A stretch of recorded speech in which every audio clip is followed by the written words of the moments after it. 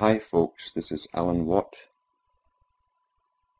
at cuttingthroughthematrix.com, and today it is Thursday the 28th of December 2006. Tonight I'd like to go through a process which some people go through concerning waking up. And it has to do with where you've been as to where you go and where you end up. Because what people do is panic when they notice the world around them is changing in a direction which they had no say in. And what they're really noticing are the changes brought on by higher powers, we might say, all working together from 1,000 sources, their 1,000 points of light, as they like to call it, guiding us into a new era. The panic really is because we are traditional people, we like tradition. Tribal peoples all have a natural inclination towards tradition. Tradition gives us a feeling of comfort in a world which can sometimes be dangerous, where not only on a national or international basis something can go wrong, but even down to the personal level. And much does go wrong within the personal level, and here's the reasons why.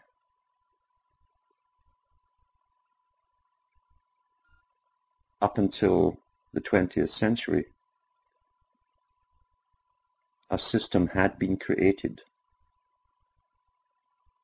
by those who ran ancient commerce.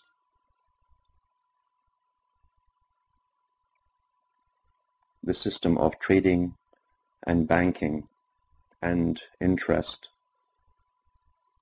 guaranteeing the submission of those who owe. There's nothing new in that. The rules of this system are contained within every supposedly holy book, in both the exoteric and esoteric forms. Those within the higher secret societies, not the lowly ones, the Blue Lodges or the lowly Rosicrucians, but the much higher degrees, are let in on the secrets, at least some of them. And the secrets only make sense to you because you already knew the answers. You just have someone putting it together for you. And there are those that they call adepts who know it naturally anyway, because for some reason or another they've been conscious most of their lives, or maybe even all of their life. So we are cultural people, traditional people, and the system that was created through commerce and trading and banking, which runs the whole show really. Money runs the show. Money makes the world go around. An unnatural system was created. But to make that unnatural system work, the tribal systems had to be destroyed.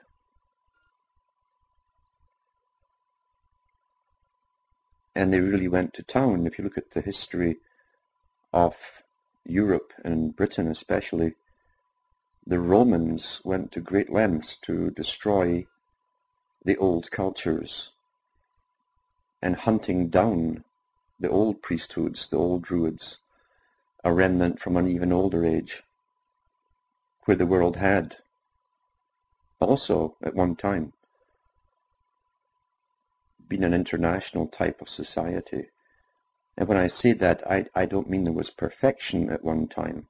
You must always realize that those who write the books write it in glowing terms, and they use terms like the Golden Age. And you must remember from whose point of view. That makes all the difference in the world. From whose point of view was it a golden age? No different from today when they talk about their wonderful global rationalist system, an age of reason, supposedly, that had many honest people working towards it in the 17th, 18th, and 19th centuries, thinking a rational system where everyone could think for themselves would be wonderful. They didn't realize themselves that no, it wasn't for everyone to think for themselves. It was for those who believed they had the right to plan everyone else's lives for them because they were the most rational of all according to themselves. There are always two ways, at least, of looking at that which is put in front of you, from whose point of view. And followers in every system are always used by those who lead the system. I'm sure many in the 18th century who went through revolutions in Europe and America really never knew that a small elite group had planned it that way, and they swallowed all the glorious terms to do with the new age of reason, thinking how free everyone would be. Never dawned on them that the elite families already had decided they were the ones who had reason and no one else had. And all of it is coded within your language too.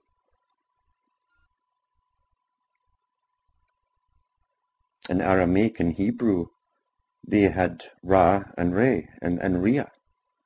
And often they would use the term Ria, which meant the wife in that language of Ra.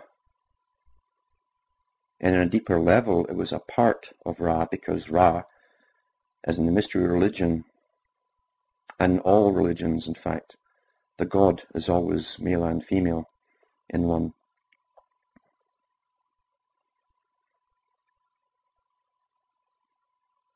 However, they use the term Ria, and reason is son of Ria,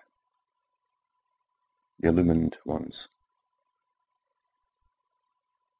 And when they brought the commercial system by force and armies, using armies and people even to create the armies of countries that are already conquered by that system, they brought Rome in to hunt everyone down who could remember the old ways.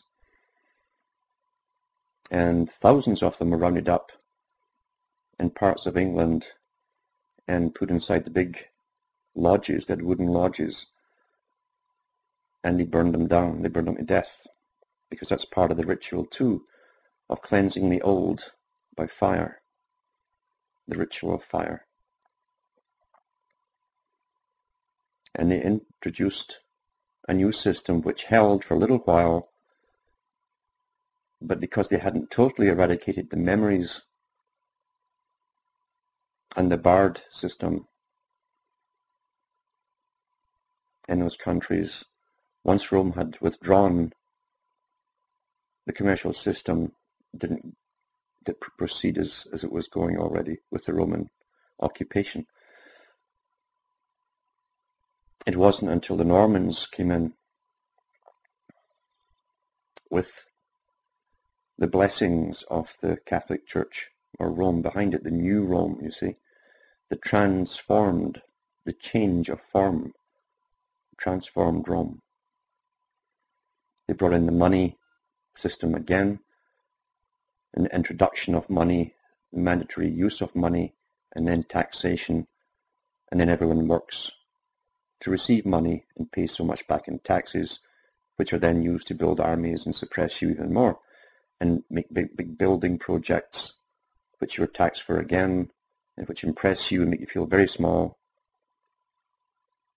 It's an old, well tried and true and tested method of subjugation. But they had to do something even further, because the Catholic Church, when they came into Europe, made marriage law and they made marriage for life law. They had to breed up working populations in those days. There was no intensive farming. Intensive farming in those days meant how many muscles you could get working on the fields for small crops. You also had to have forms of serfs, which are slaves, to serve and do all the building projects, building the cities where the elite would live. Always ongoing building projects.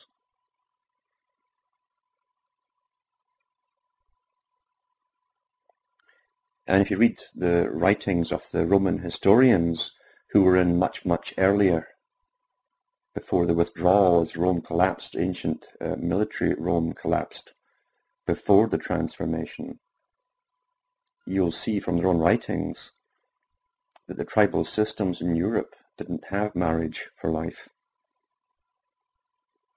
And not only that, it was quite well agreed that if a male and a female wanted to set up shop, the female simply moved in with the male, and they would spend 2 to 3 months together, and if things changed or they didn't get along, there was no shame involved. It was just the accepted way of life. She moved back, and there was no stigma attached to it. That was the natural way. The only ones that were recorded to have voluntarily mated for life were much, much older. And let's be honest, folks out there, when you're young, your hormones rule your head. You don't really see the person you just married until much later. Your personality hasn't even developed fully, and neither has your partner's. So to expect two people to marry, and remember, the Catholic Church allowed very early marriage in those days, to get married at 15 or 16 or even younger,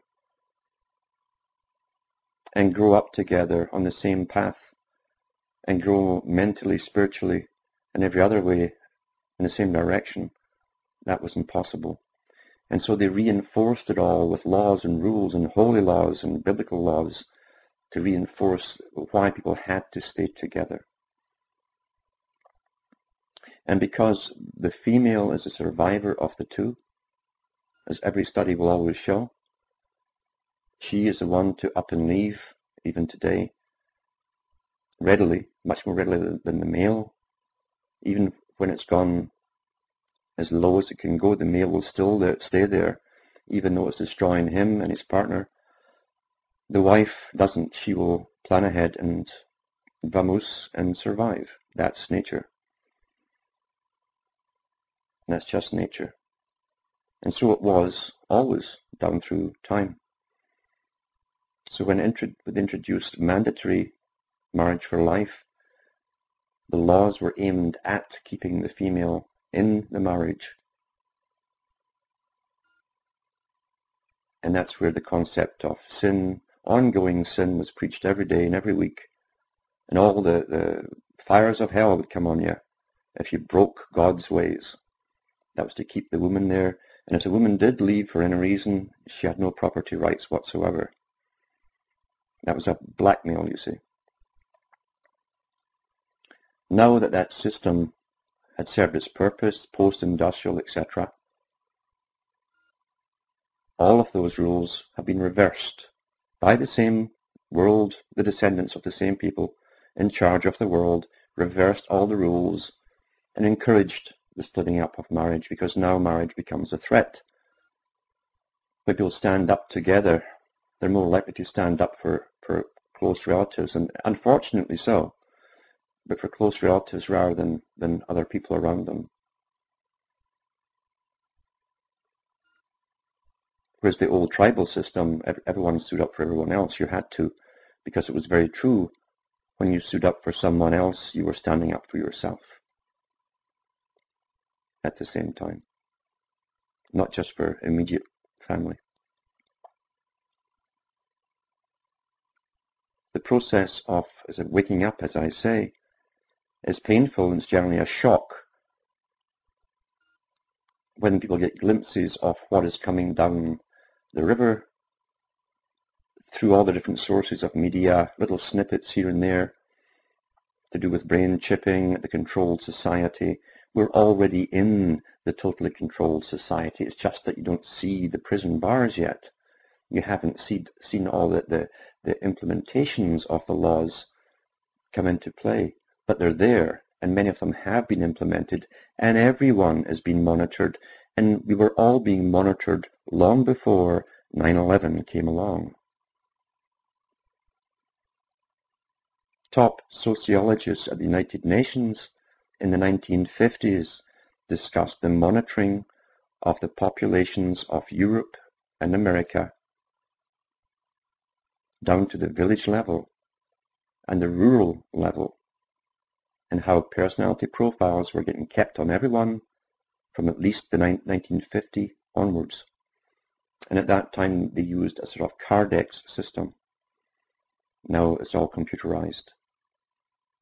And the big boys have simply given themselves the exoteric right to do what they've always done esoterically, and that's monitor and record all your conversations. There's nothing new in this at all. All that is new is if they'd admitted this to the populations 50 years ago, there would have been an uproar. Today they can admit what they're doing because people have been domesticated. They've been hypnotized. They've been more scientifically designed and reared. So the big boys know that very few people will object. Most people today love their bondage to Big Brother. Most people today are Peter Pans. They never want to grow up and have no desire to grow up. They like the idea that professionals, those who know what they're doing, are in charge of everything. The only problem is for a minority who've gone beyond the simple patriot business and the national business. And the fact is, you cannot mourn for that which was never yours, and that was the old system. As I say, the predecessors of the present rulers designed the old system as well. We're just mourning the passing away of that which was familiar to us. Don't let the process of waking panic you. Remember, this has been going on for thousands of years at least. One stage after another. Many, many thousands of years. At the end of an age, and the old age is passing away now, of Pisces, new gods are born. That's always been the way. And the gods are simply designed by a very high priesthood who have the access to archives of information going back for millennia, at least. And a new god is always designed for every age.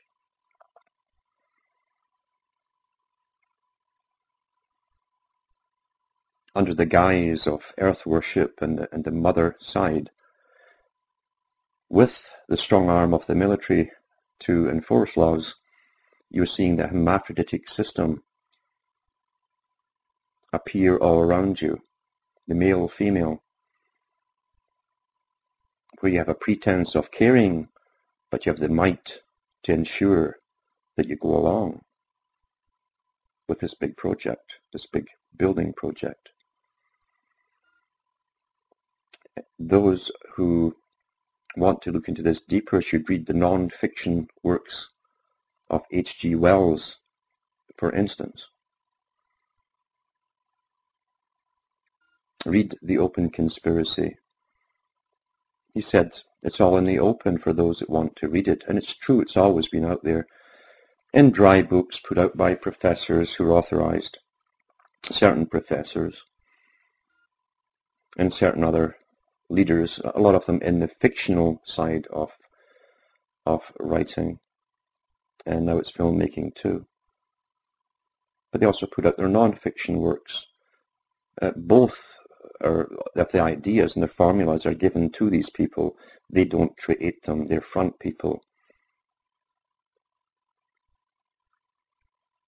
H.G. Wells talked about the system to come, right down to even the creeds, the peoples who'd be allowed to come through this era into the age, the New Age.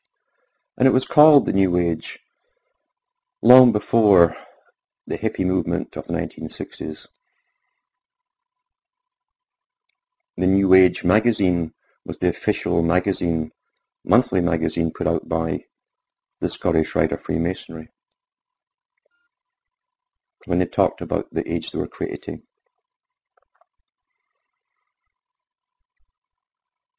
As the old gods pass away, people mourn for that which was, even though it wasn't theirs. They have nostalgia because they believe in a romantic fashion that the past was somehow better when it wasn't.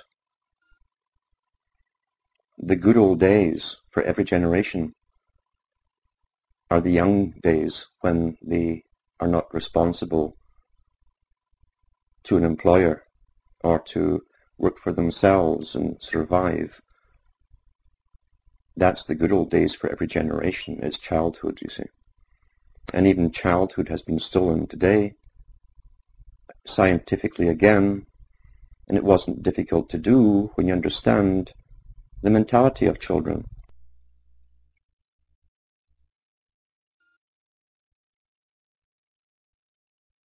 And what sciences are used to exploit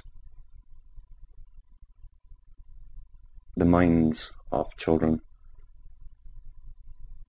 Perfectly well understood. Television, of course, has been the greatest tool ever designed to hypnotize, and it does hypnotize. It's not just proven. They've told us what it does to the human mind. It puts us into a hypnotic state with the flickering, which you don't see consciously. At least most folk don't. And all the different messages and subliminals are imparted when your defense mechanisms are down, your sensor part of the brain is down. You're simply downloaded, and you act out in your life. You're downloading. That is your program. Then you wonder why you've done certain things in your life and things haven't worked out for you. It's designed that way. That's why you won't find a functional family today. And the truth is, you didn't find in the last generation either. They lived by convention, a convention that was given to their predecessors by the rulers.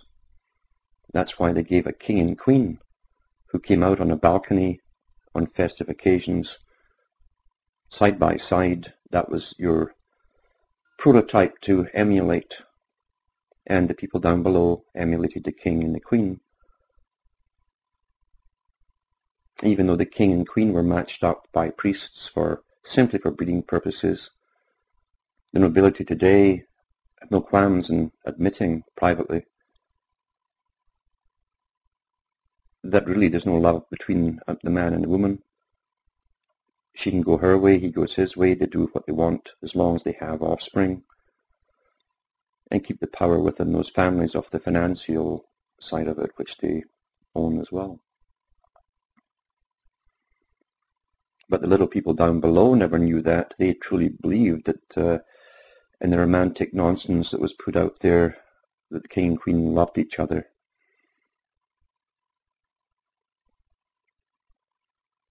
That's why we haven't had functional families for a long, long, long time. And when they were sort of functioning, as I say, sort of functioning, it was because the laws ensured that they had to at least keep the appearances up. There was some form of cooperation between people who were really strangers. And if we're very, very honest about it too, and we have to be, you can't take part of a truth and dismiss the other simply because it's unpleasant, or it destroys the romance of the past. But prior to the contraceptive pill coming along, you could go into the registry offices of most places in Europe, and probably North America was the same, and you'd find the vast amount of people who got married had a child within a few months after the marriage. That was normal. Not for everyone, but for the majority, that was normal. Convention made it so. The system is gone now. It's been totally reversed. The West especially has been soaked and milked. We've built the structures, we've built the system. A lot of the technology that exists today came out of ordinary people taught in ordinary schools, and the big boys simply stole their ideas. They reaped the harvest, and they use this technology and the knowledge against the rest of us today. We've all worked, every generation has worked towards this great new world order, never knowing, most of them, what was really going on. And today most will go to their graves never knowing what really happened, why the changes took place, why every part of their system has been altered, what turned their cultures upside down. Most of them will never look into the Greek philosophers who talked about culture creation and how they could reverse the norms in a culture in one generation. And those who didn't see the changes and understand them were the very generation involved. It was done so slickly. These are all sciences. A power elite in any country would never allow this to be done to the people if it didn't benefit that power elite. It's sanctioned by every power elite because it's all one big club, the big world club. Those who have body, soul and spirit according to themselves. That's why in the deck of cards you'll find the club. That's why the Masonic coffee houses throughout Europe prior to revolutions were called the clubs.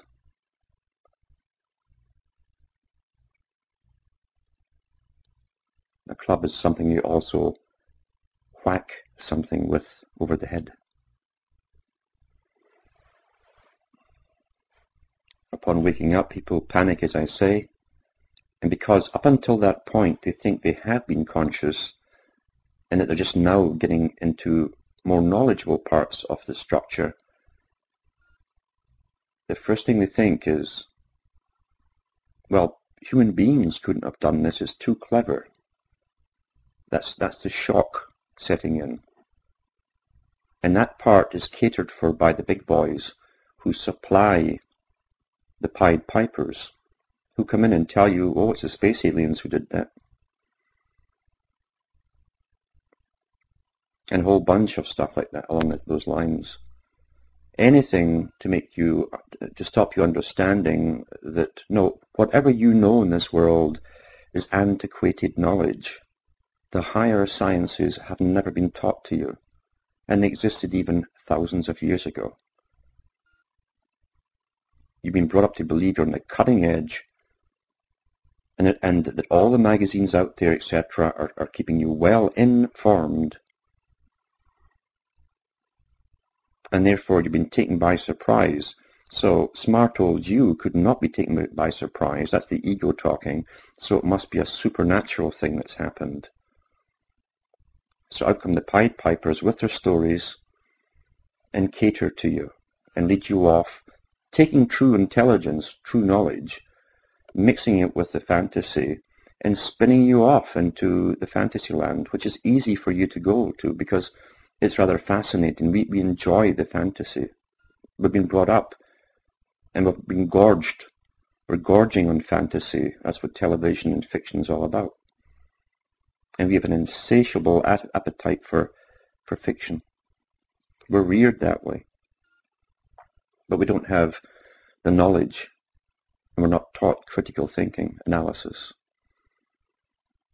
Pied Pipers steer you off in 1,000 directions because it's appealing to your ego that no wonder you were fooled.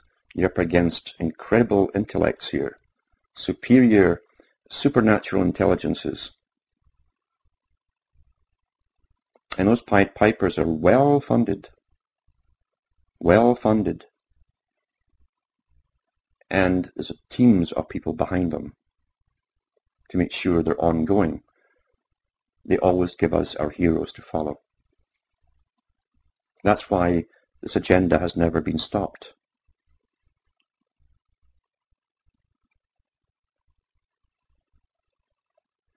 The other part of this equation is the predictability factor.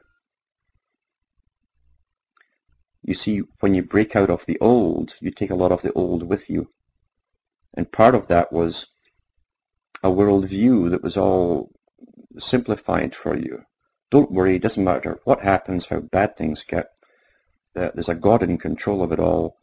And he wrote all this stuff down of what's to happen, so it's God's will, he's in charge, and it has to happen that way, this sequence of events. And you take that with you, but because you discard the old deity, you see. But you still want that part of predictability, some kind of insurance policy. And so you go off to the people who claim they know the future through supernatural means. And you jump into, again, the realm of magic, where the Pied Pipers are set up. And when they're not using holy books to mislead you, they use cards or crystal balls, or they channel entities, because you demand assurance and insurance against the future. You don't like uncertainty, because uncertainty means you'd have to decide for yourself all the time. And you've been taught you always have experts. Prior to the scientific elite, the white coats, you had the black coats or priests who decided your future for you. They gave you all the answers. They told you everything you needed to know. Today we're taught all we need to know. Doesn't mean it's the truth, but we're taught all we need to know, according to the elite. If you accept that everything is preordained, you've succumbed to psychological warfare. You're already defeated. That is the purpose of psychological warfare. If you put your faith in a crystal ball or any means of divination outside of your own intellect,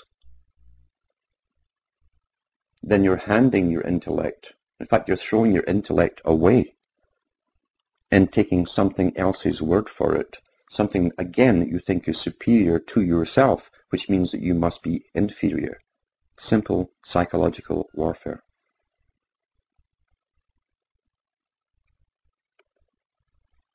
There are people who phone me who've been through the whole New Age scenario, who are in a mental prison, where they have to go through rituals every day with all kinds of techniques and cards to tell them should they go out, should they stay in, should they go here, should they go there. They use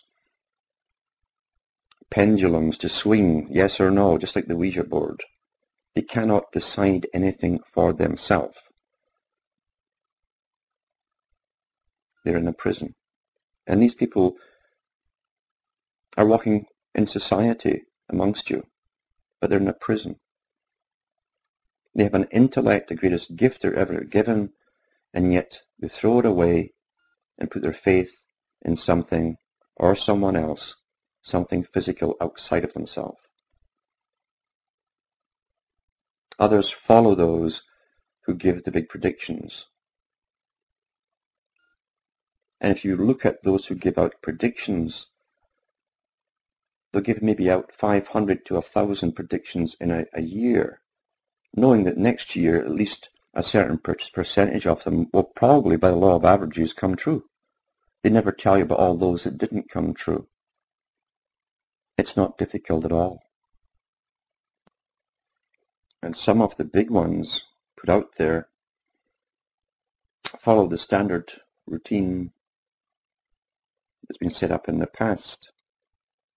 If you want to convince someone that this particular person is onto the truth, you can take them to court, splash it all over the papers, and you've just given them the best publicity they could ever have, regardless of the reason they're in court. It's publicity that counts. And those who are already following such a person will think, well, they must be genuine, they've been up in court about it. It's not so much getting up in court that matters as what the decision is at the end of it that tells you why it was done in the first place.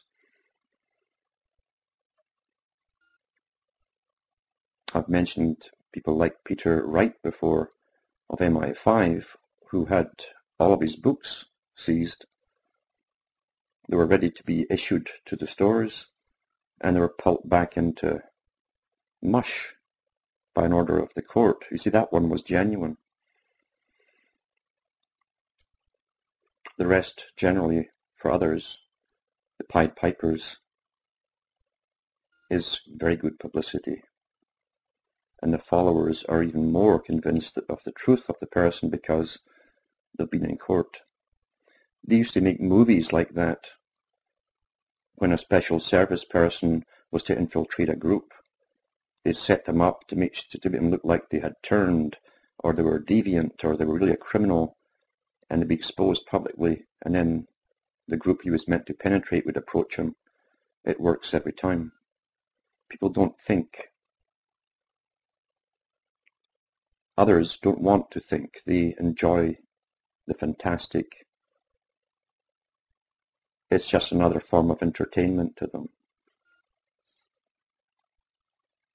It doesn't mean that things don't happen to individuals in a supernatural sense, but the truth of that is that it only makes sense to the individual concerned. Once you said it to someone else what happened, it's hearsay. You can't give someone else an experience. They must have it themselves.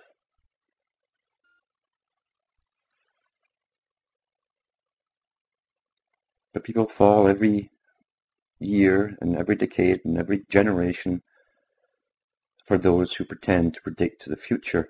You don't have to go into crystal balls to see where we're headed. There's nothing really covered up today. Nothing.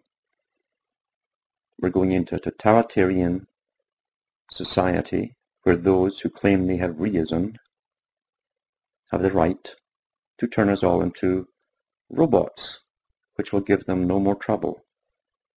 And that's only one phase of it. The next phase will be genetically creating humanoids for specific tasks. We're dealing with people who work intergenerationally and plan the future in centuries, and always have. Not difficult to guide the world when you own all of the money that everyone is taught to work for, that countries have to go and beg for. Not difficult at all, especially when no one else is planning the future and you have all the think tanks working for you to do that very thing. You have no opposition. And I used to wonder why they were so against the so-called primitive societies, the static cultures. And that's a key to their defeat. They cannot allow what they call the herd to stop moving once they are riled up.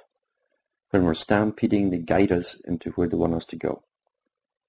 We go blindly, always looking to the experts to advise us. If they allow peace for a single generation, it's difficult to then motivate the offspring who've been brought up in peace and security to go into another direction. They don't want to leave that field they're in and go into another with a new environment. They'll stay where they are. So they always keep us stampeded with real wars or the threats of wars or rumors of wars, economic depressions, starvation, unemployment, famines, plagues, and all the rest of it. It's the same old technique for thousands of years, used on every culture. And you'll find that when you have an equation which works, why would you change it? A formula. That which has worked in the past will work again on an unsuspecting people.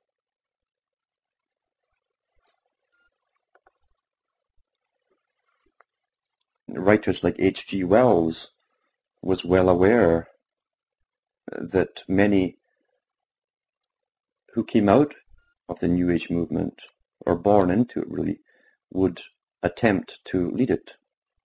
And he was well aware that you couldn't fight the New Age by using the New Age. And the mysticism that's flogged out there, and has been flogged for a long, long, long time, is all part of the New Age. You can't fight it by using it. The masters invented all of this stuff. You can't use the legal system either. You can't get back that which you thought was yours. It never was yours. That's why it's never worked. People have tried for decades to use the court system to stop the loss of rights, and some for the loss of sovereignty or national sovereignty and so on. Hasn't worked. The legal system belongs to those who run the world.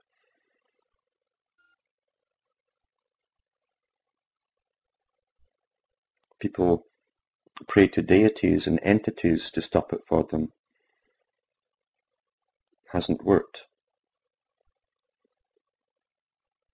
Christians pray, and they're really in double-minded doublespeak, because they pray to the deity who supposedly planned all this. So they're terrified at all the things that are about to happen, and yet they're afraid of criticizing the deity because he planned it all in the first place. And if you try to stop it, then you're going against his plan. Boy, there's a number for you. You're going to be numbed. Really numbed.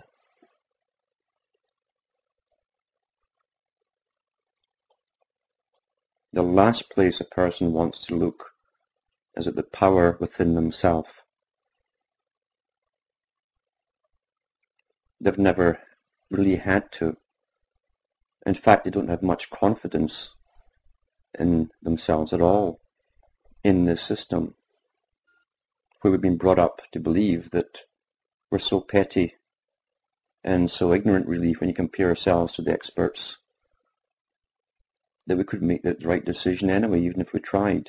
That's a great con game, which has been very, very successful. But to look towards people who claim to be modern shamans, in a sense, who are simply using the old Kabbalistic techniques of divination, is a loser's game. Because if you believe a person has that power to divine, that means that you're pretty stupid, because you don't.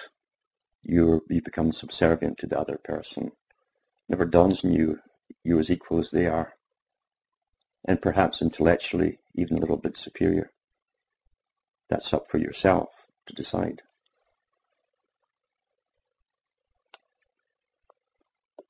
Others ask, is consciousness the end goal? Is that all there is? Because once again,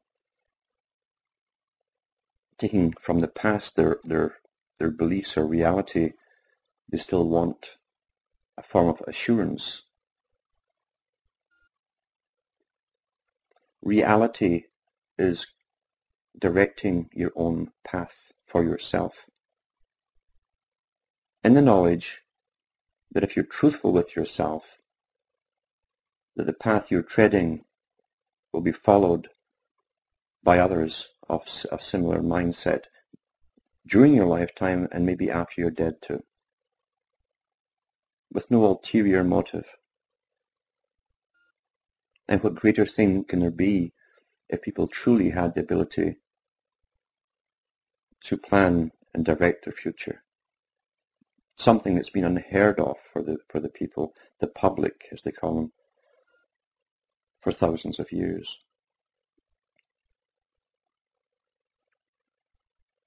If people were conscious, they couldn't be fooled.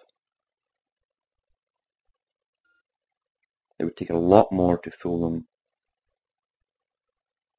and not the Disneyland stuff that we've been fed, which has been very successful. It would take more than that to fool a conscious population who have memory and a type of education that makes them inquire not only into the past, but the techniques used on the past, so that they might understand the techniques and the warning signs that are being used today or about to be used. Consciousness is the enemy of the elite. That's why they keep us so busy, hyped up and worried, and watching sports or dramas or voyeurism, where soap operas have people pretending to have affairs and sex every 5 minutes. All the little things, the little drives that people have, are blown out of proportion like drugs and fed like drugs. And the teat of television has everybody sucking on it daily. And it is not for your health. Those who are awake must also always accept the fact that a good majority of the public decide that the world is too heavy with problems. They don't want to know. Leave me in my own little space with my own little fantasies and go away. Well, that's fine. Do it. Go away. Why waste your time with them? Those people have chosen. Only they themselves can decide to wake up. The dead can be made to walk only when they're trying to stand up for themselves. That's what that means. When you pick up your bed and walk, it's because you've been asleep all your life. That's what the esoteric means. But they must want to get up for themselves before you can help them. Then you can teach them. Otherwise, you're hitting your head against a brick wall.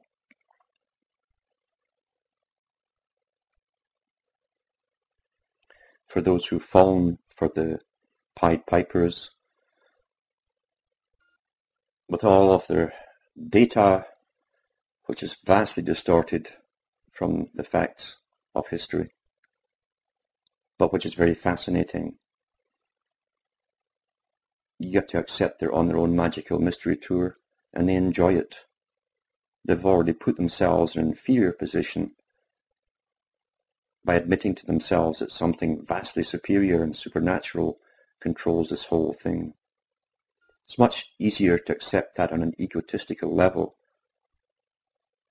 that you've been fooled by a supernatural being or beings, than by people who pull their pants on one leg at a time and go to the bathroom like you and I.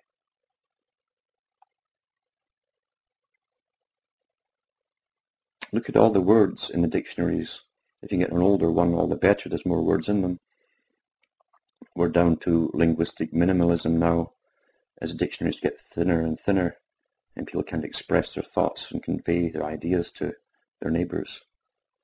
And look at all the words that begin with con. Very, very important words. Confederate, constitution, constabulary. On it goes. Confidence and confidence tricksters. And the priests were cons. Always ongoing. When you get out the tunnel and you see the light and you see the forest across the field, remember the all-seeing eye didn't miss the field, and he knows you want to get to the forest, and his mind's planted all across that field, each one with a flag saying, come here, I've got it for you. The creatures who did this live on Sirius, or they live on some far-off little star. Or they're metamorphs. Or come here for a crystal ball. Or the answers in these cards. Or this divining rod. Or whatever it happens to be.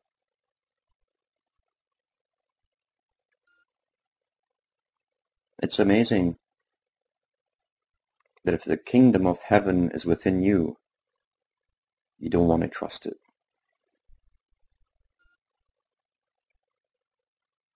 And you wonder why not only yourself, but previous generations have been suckered down all of these fake paths and allowed to happen down through time what has happened and what is happening, because they don't want to believe their own selves.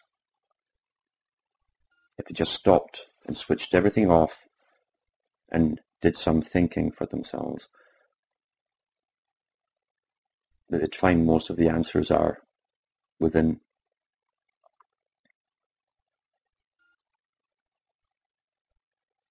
It's a sad thing to think that everyone could be asked, in fact they do ask this question towards the end of their life for themselves. What have they done with it? And once they get through, I did this for me or mine, and that's generally what it is me or mine, there's an emptiness there. There's nothing beyond that, because they know that once they're gone, their memory dies with those who are still alive. Once they're gone, their memory's gone too. The second generation, and definitely the third, forget so quickly.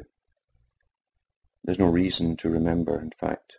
That's why the ancients, the pharaohs and so on, had their names and their statue chiseled in stone, and vast sums were paid out of the treasury into the priesthoods to pray for them generation after generation. They believed that once the prayer stopped, there was simply non-existence for their primitive spirit, you might say. It was important that humans remember them, very important to them.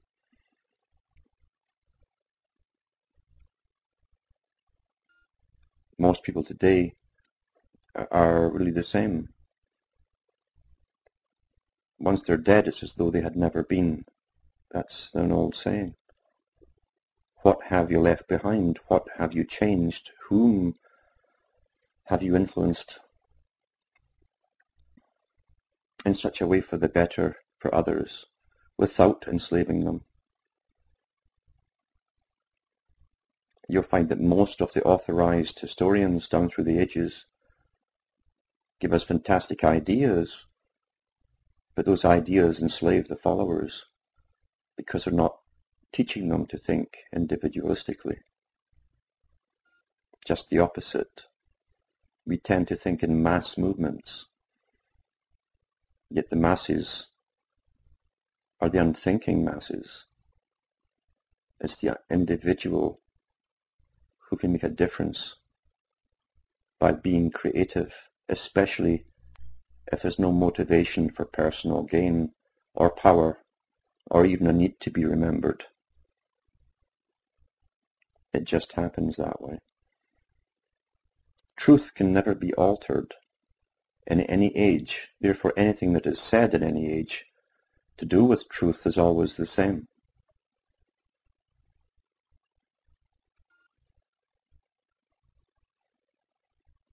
It's the elite who have the problem with the word truth and try to redefine it always. That's why they have the Pontius Pilate character supposedly saying, what is truth? Meaning it depends where you're standing as to your point of view. But there are truths which are unchanging. Those things which make us truly human are the emotions which can be very, very giving, and yet from the same emotions can come the greatest selfishness. It's dualistic, and only we can control them. And if we don't control them, the others, the elite, decided long ago they will do it for us. And their system is rigid. There's no leeway whatsoever for decision making down below.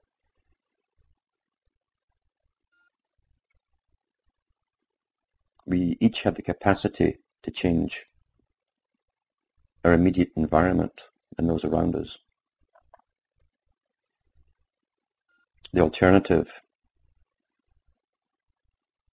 as opposed to the elders in ancient societies who had some wisdom to pass on and who were respected for that wisdom, today, unfortunately, we have many elderly who are just as dumbed down as their offspring and their offspring's offspring. They don't have wisdom to pass on.